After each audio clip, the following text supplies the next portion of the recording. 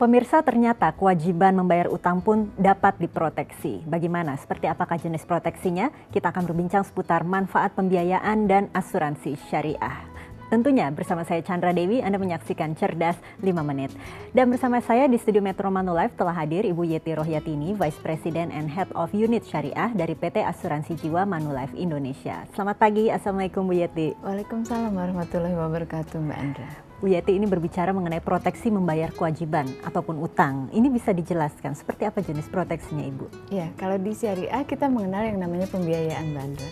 Jadi kalau misalnya kita mau beli properti, misalnya tanah atau rumah dan sebagainya, maka tentu aja kita memiliki kewajiban untuk membayar cicilannya misalnya. Ya. Nah, untuk membayar cicilan ini kita bisa mendapatkan proteksi tambahan berupa proteksi manakala terjadi sesuatu kemudian kita meninggal dunia pada saat kita masih memiliki pembiayaan yang belum lunas, maka sesama pemegang polis lainnya akan membantu kita membayarkan kewajiban tersebut. Tapi kenapa harus diproteksi ya? Ini apakah memang untuk melindungi keluarga kita atau bagaimana? Iya, karena kalau awalnya misalnya saya nggak punya rumah misalnya, kemudian saya mengambil rumah secara mencicil, tentu saja saya mempunyai kewajiban untuk membayar setiap bulannya. Yeah. Tujuan saya membeli rumah adalah untuk memberikan satu properti atau satu perlindungan buat keluarga saya sehingga memiliki rumah yang nyaman untuk ditinggali dan sebagainya.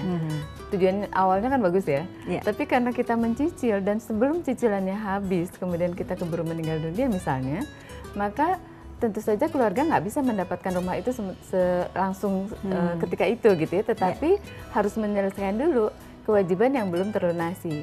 Oke, sebetulnya yang menjadi jenis-jenis proteksi pada pembiayaan ini apa saja ya Bu ya? Tergantung dari apa yang kita inginkan. Biasanya dari mulai cara pembayarannya misalnya bisa membayarkan sekaligus di awal untuk kurun waktu tertentu, jadi kita sekali aja membayarnya, atau bisa juga reguler. Kemudian dari manfaatnya bisa juga yang sifatnya flat dari awal sampai akhir, besaran uang pertamanya, bisa juga menurun sesuai dengan berapa outstanding atau saldo yang belum terlunasi. Jadi bisa beragam.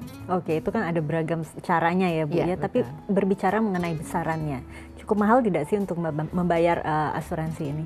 Asuransi tambahan untuk proteksi kalau kita mendapatkan pembiayaan biasanya relatif murah. Karena biasanya besarannya itu pasti akan dikaitkan dengan besaran berapa jumlah biaya pembiayaan yang diberikan tadi gitu. Jadi masih cukup terjangkau, makanya kenapa preminya biasanya atau kontribusinya bisa dibayarkan di awal sekaligus. Gitu. Oke, jadi bisa dipilih yang mana yang cocok, yang tentunya sesuai dengan pemegang polisnya ya. Betul. Nah, sebetulnya manfaat bagi pesertanya, terutama juga yang saya ingin tanyakan, ini manfaat bagi perusahaan asuransi maupun pembiayaannya. Seperti apa ya? Kita bahas satu-satu ya. Kalau manfaat untuk institusi yang memberikan pembiayaan, tentu saja dia akan terbebas dari yang namanya kredit macet. Ya kan, biasanya kredit macet itu kalau si pemegang atau yang mendapatkan pembiayaan tadi keburu meninggal dunia, keluarganya nggak mampu, berarti kan harus dilelang gitu ya. Nah, dengan program ini maka otomatis akan ada yang melunasi gitu. Kemudian bagi pemegang polisnya sendiri atau pesertanya sendiri ya, dia bisa dengan pasti mendapatkan satu jaminan bahwa apa yang dia beli secara mencicil sekarang dipastikan akan sampai kepada keluarganya, akan bisa dimiliki oleh keluarganya. Apapun yang terjadi, misalnya dia meninggal di tengah jalan sebelum masa pembiayaan itu selesai. Jadi ada yang mendapatkan manfaatnya. Untuk perusahaan asuransi syariahnya sendiri, dengan banyaknya peserta yang menjadi peserta dalam asuransi ini, maka otomatis tabarunya bertambah kan, Mbak Andra. Jadi bisa memberikan manfaat lebih banyak lagi bagi sesama nantinya. Gitu. Oke, sebenarnya kalau bisa diperbandingkan ini Bu, apakah memang ada jenis pembayaran seperti ini, proteksi seperti ini di asuransi konvensional? Bedanya seperti apa jika kita lihat di penerapannya di asuransi syariah? Iya.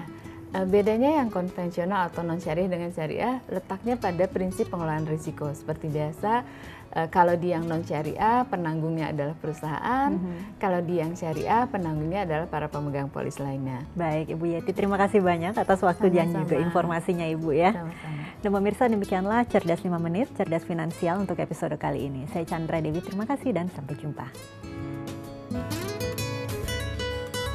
Dipersembahkan oleh